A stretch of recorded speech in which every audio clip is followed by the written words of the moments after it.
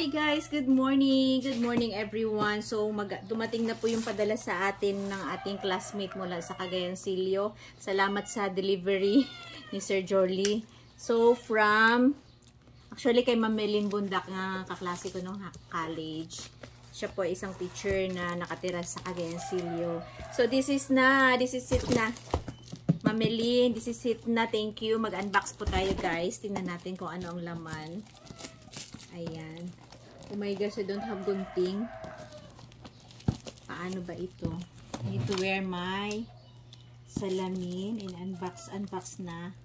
Wait lang live.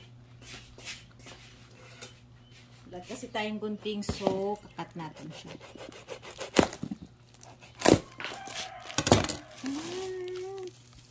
Sabi niya, bili daw ako ng mga box para ilalagay ko dun sa box at ilalagay ko sa loob ng ref para hindi mangamoy.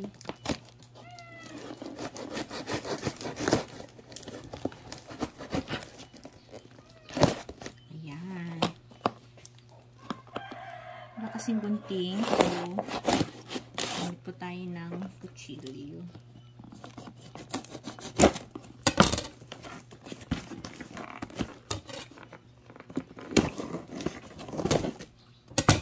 Charan! Ang dami.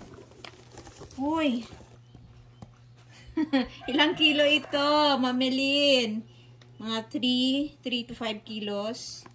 Tuyong-tuyo. Ang ganda ng pagkakatuyo. Bili na kayo. Jokes. Ang ganda ng pagkakatuyo, guys. Miss Daing. Wow! Thank you so much, classmate. Ayan. Ang dami naman. Anong klaseng isda ito?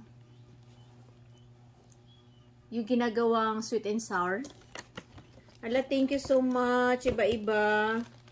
Bumili na ako ng parang mga container. Pero dapat pala malaking container para tumagal ito siya. Okay. So, that's it. Thank you so much. Unahan pa ako ni Mimo. Tignan mali si Mimo. Oh, look at Mimo. Ayan. Thank you so much. Thank you. God bless. See you.